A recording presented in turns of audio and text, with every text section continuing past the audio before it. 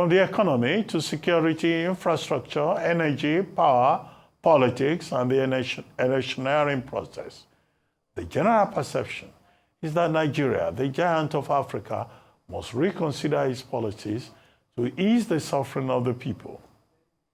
With the return of President Bola Tinubu to Abuja after attending the joint Arab-Islamic Summit in Riyadh, Saudi Arabia, where the Crown Prince and Prime Minister of Saudi Arabia, Prince Mohammed bin Salman bin Abdulaziz Al Saud, has assured President Bola Tinubu that his country will support Nigeria's economic reforms. The Crown Prince commended Tinubu's economic reforms, noting similarities to his steps to strengthen Saudi Arabia's stability and development when he became the Prime Minister. However, awakening Nigeria would, in the view of many, take a lot more than mere wishes and rhetoric, but deft, political, conscious, and deliberate efforts. Joining us now on this show as we look at the present state of Nigeria is Dr. Sani Abdullahi Shinkafi, Executive Director, Patriots for the Advancement of Peace and Social Development. Good morning, Dr. Shinkafi. Thank you very much for joining us. Good morning. Thank you for having me. Okay, Doctor, a short cocktail of questions. What do you think of President Tinubu's trip to Saudi Arabia? And do you think that, as the Crown Prince was saying, Nigeria can be compared to Saudi Arabia? Can we compare the two countries? And third, do you think that we're better off today, 18, 19 months after President Tinubu assumed office? That's why I said a short cocktail of questions. Looking at the macroeconomic indicators in Nigeria,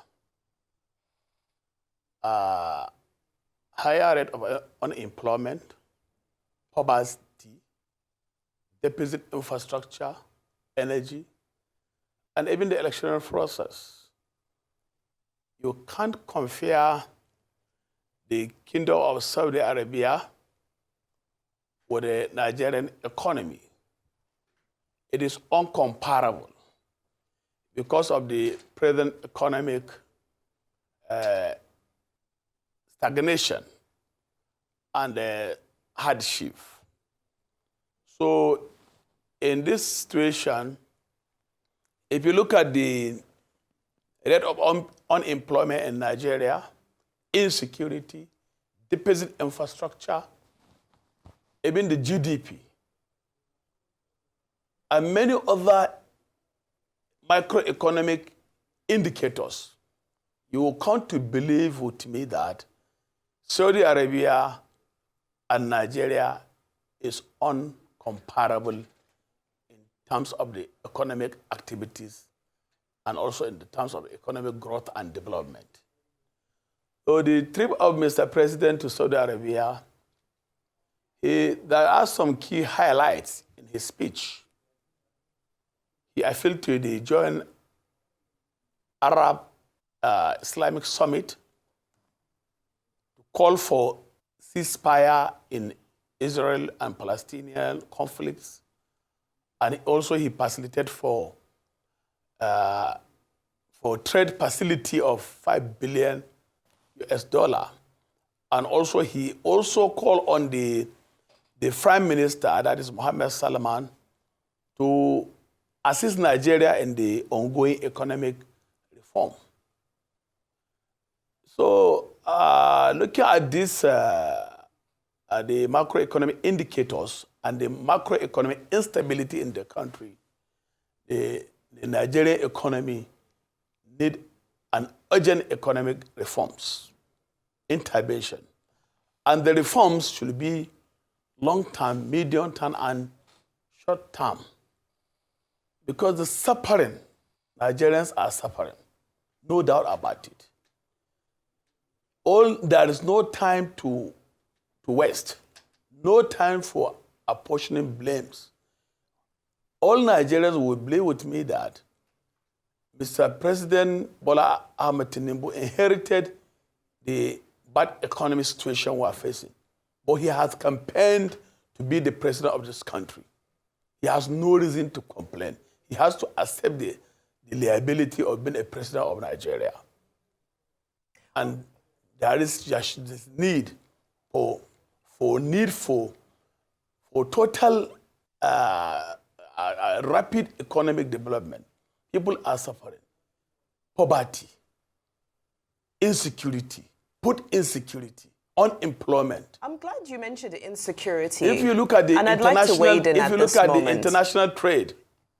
Let's look at insecurity, especially as it pertains to Zamfara state. Do you believe that the Minister of Defense for State, that's Bello Matawalle, is doing all in his capacity? How do you rate him in terms of his response to insecurity, specifically in Zamfara state? As I believe in the past you've said that you feel that Governor Dauda Lawal is not performing his duties to ensure the security of his people. How would you rate the performance of Minister of Defense for State, Minister Bello Matawalle? The Minister of State for Defense, Dr. Bello Matawalle, have performed very well because of the way he coordinated the killings of one of the most wanted, most notorious, most strongest, and the wealthiest armed bandit kingpin in the northern Nigeria, even outside Nigeria. That is Niger Republic and Mali Republic. That is Halilu Sububu. When Mr. President directed him to relocate to Sokoto Command, Army Division Command, with the Chief of Defense Staff to coordinate the fight against armed banditry and other terrorists and other criminal elements. So his visit to Sokoto have yielded a positive result because Halilu Sububu is from Zamfara state, precisely residing in Maradun, Anka, in Shinkafi local government. And he has more than 5,000 foot soldiers. And with his military neutralizing him, and that is the issue of armed banditry in such localities have reduced to the barest minimum level. Because you can travel from Shinkafi to Isa to Gundumi to Sokoto without being kidnapped or robbed or killed by these criminal armed bandits. So he has performed very well, but he needs to also tighten his belt to make sure that the fight against armed banditry in Zamfara state and even outside Zamfara state at the nation as a whole is doing the needful, because things are getting out of hand. People cannot go to farm. This criminal element have been imposing levies and taxes. Okay, I'd like to come in here, But Mr. Shinkafi. I think many armed bandit kingpin in. Mr. Shinkafi, I'd like to come in here. I mean, I don't know what success you say Matawalle has recorded when we are still talking about Lakurawa that has been killing a lot of people, or Lakuregbe, like I like to call them. And there's massive insecurity. So I don't know what success you said, what's it called, as Matawalle has recorded. There's another story in blue print. No, let me finish, please. There's another story in blue print that say, allegations of Matawalle fueling insecurity in Zamfara are politically motivated. That's what some people are saying. But the governor did kick against Matawalle and said so many things about Matawalle. Why will a governor of a state that is ravaged with insecurity not be able to work with the Minister of State, for defense? It's funny. It's shocking. When are these two men going to come together and look at the interests of Zamfara more than anything? And you saying he has succeeded, We're having banditry, we're having attacks here and there, we're having killings here and here. There. The country is not safe. We've not seen increased agricultural output production because farmers can't go to the farms. What's going on? That's number one. Number two, you talked about the economy.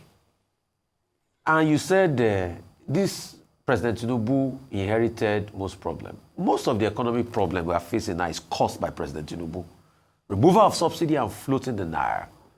It was under President Tinubu, inflation went from 20-something% to over 30%. So President Tinubu's tenure grew the inflation. It's under President Tinubu that manufacturers started complaining that they can't sell most of their inventories. So President Tinubu also added to this economic degradation and downfall. Facts on ground. What do you see as regards that? And the insecurity case? You see, let me start with the issue of the economy. The plotting of the Naira and the Forex, you see, what some of the economics advised Mr. President, they were looking at the market forces will stabilize the Forex. But you cannot plot the Nigerian currency or any local currency when you cannot also increase your net export. It was when you export that now you will now get the net, you will now get the inflow of the Forex. So on that issue of the plotting of the Naira, I quite agree with you that also what increased the economic hardship. But on the issue of the removal of the fuel subsidy, the present administration inherited removal of the fuel subsidy. In 2023 national budget, there is no provision for payment of fuel subsidy after 30th June 2023. So the present administration has nothing to hold when it is the money has not been budgeted for the payment of the subsidy. So, and the removal of the subsidy is quite good in some places, but if you're looking at the removal of the subsidy, that is what skyrocketed the inflation in the history of Nigeria for over 4 decades. Many countries, advanced countries, enjoy energy subsidy. US, Qatar, UK, and other many advanced countries, including China. So on that is one of the reasons why the inflation has skyrocketed and the price of goods and services also increased at the galloping rate. So I have said it. The president has no reason to complain. He has to kick the ground running because the economy is under stagnation and the economy is sluggish. If you're looking at the macroeconomic indices, unemployment, insecurity, inflation, looking at the balance of trade, that is international trade. So the country needs to have a very strong monetary and fiscal policy to stabilize the economy. Okay. That is what I have said earlier. Insecurity and Matawale. So on the issue of the insecurity, yes. On the issue of the insecurity, the Minister of State for Defense and the Governor of the Lawal has no reason to use security as a political tools for the ordinary people in Zamfara State to suffer. They need to come together to fight this insecurity because it is eating every segment of the society in Zamfara State and including the neighboring state, because Zamfara State is the epicenter and the safe haven for armed bandits in the northwestern region. So the governor and the Minister of State, for them, they're supposed to unite to fight these enemies. But their inability also to unite to fight this insecurity is a disservice to the nation and disservice to the people of Zamfara State. I said it without any apology to any one of them. Okay. The issue of insecurity has brought Zamfara State to its knees. All the economic activity are at stagnation point. People cannot go to farm. The poverty, hunger, and disease, many thousands of people, millions of people have been displaced from their localities. So I call on Mr. President to call on the Minister of State for Defense and the Governor of the state to unite in fighting these common enemies. Okay. Because this bandit cannot differentiate a member of Shinkafi. APC, PDP, Pastor Omalan.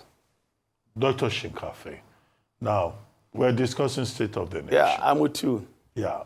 Earlier this morning, we were talking about the National Security Advisor, Nuri Badu, saying, look, whatever the Talakua threat presents, we'll be there to it. And very soon, the critics will be quiet. I'm the opinion that the critics will not be quiet. As long as we have our pens, our laptops, our microphones, we will always talk. Second, the CBN governor, Cardoso, says foreign reserve is now at close to 40 billion, and that we're doing well, and that we're going to see the effect very soon. Coordinating Minister of the Economy, Wale Edun, says, look, when you look at everything, debt service to revenue ratio has been brought down by this administration from 100% to 65%.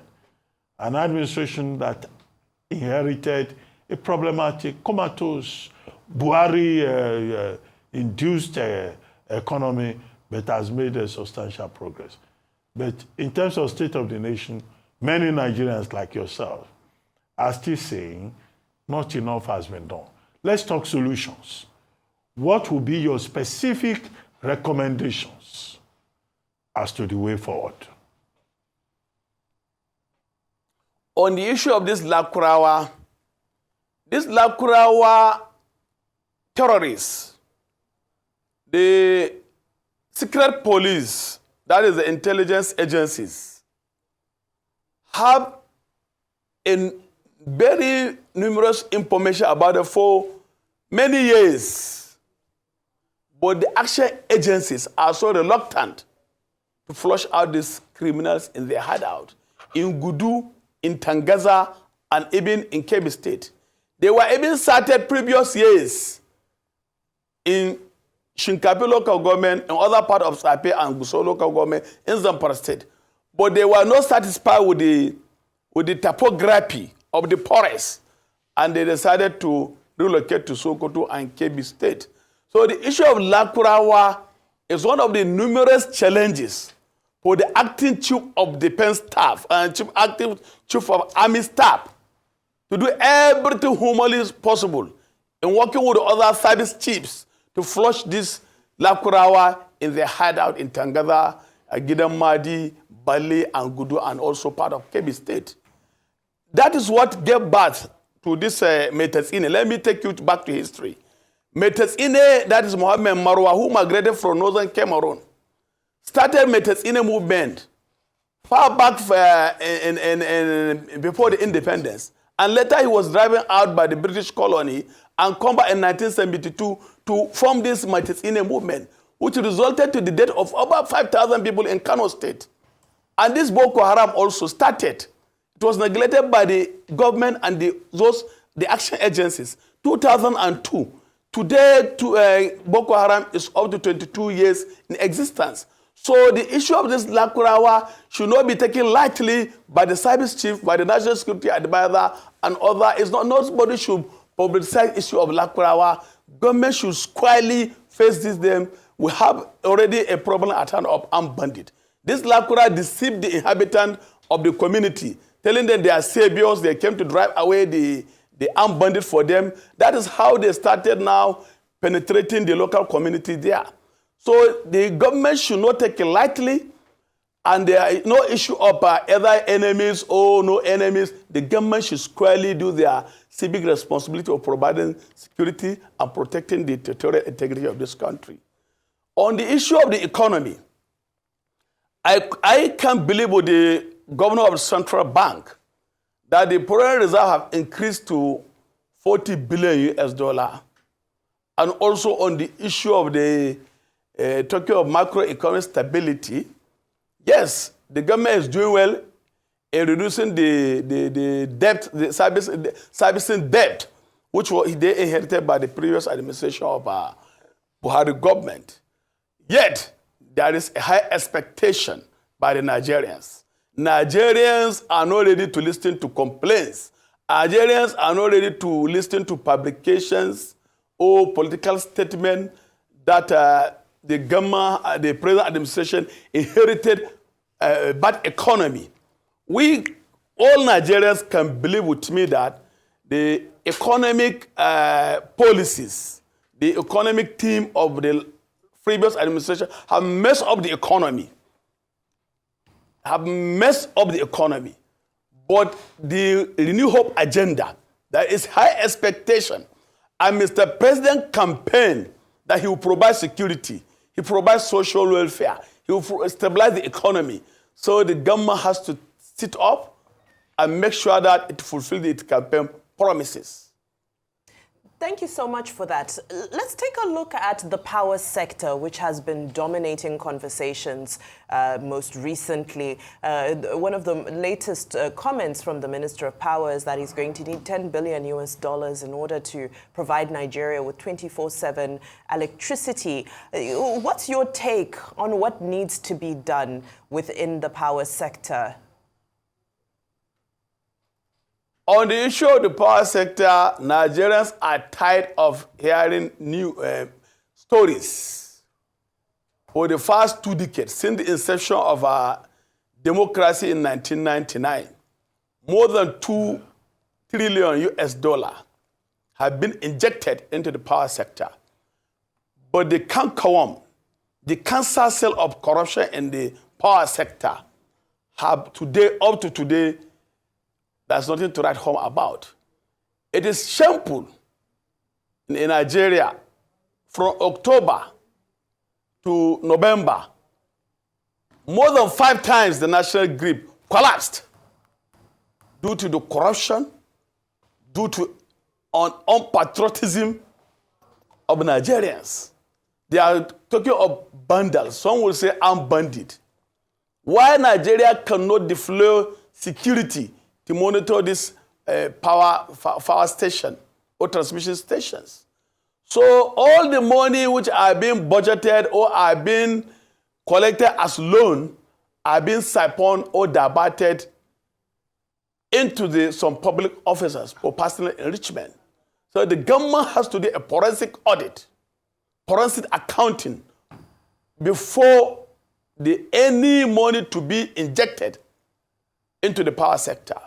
Okay. Because that power sector, since 1999, there is a proof which has been taking place on the issue of power sector. But nobody has mentioned any person who has been indicted for diversion or siphoning of public funds in that sector. Real quickly, do you also think there should be a probe into the NNPC? At first, we don't know the truth of the matter on what went wrong with subsidy payments all these years. Secondly, the NNPC promised us, after taking over $2 billion from taxpayers' money, that they will fix a refinery by August. In December, President Tinubu said it will be fixed. January, they said it was mechanically completed. By that August, when Mr. Femi Falana subpoenaed them, according to Freedom of Information Act, the company that was fixing the work, the company that was doing it, said they don't have information when it's going to be completed. And the time for the project has even elapsed based on the time they gave. Is this not insincerity? And do you think NNPC should be probed and Nigeria should know what has gone wrong with the case of the Port Harcourt refinery? The issue of NNPC probe is long overdue. The former governor of Central Bank and the also 16 Emir of Kano, Sanusi, Lamid of Sanusi, have made this grievous allegation during Jonathan administration. There are more than 20 billion US dollar and unremitted. So there is need for total proof, revenue generation, remittance, and also income and expenditure of the NNPC accounts. It has been long overdue. So the taxpayers' money they have been taking, say they will fix refineries. There is a series of promises that Patriots refinery will be functional.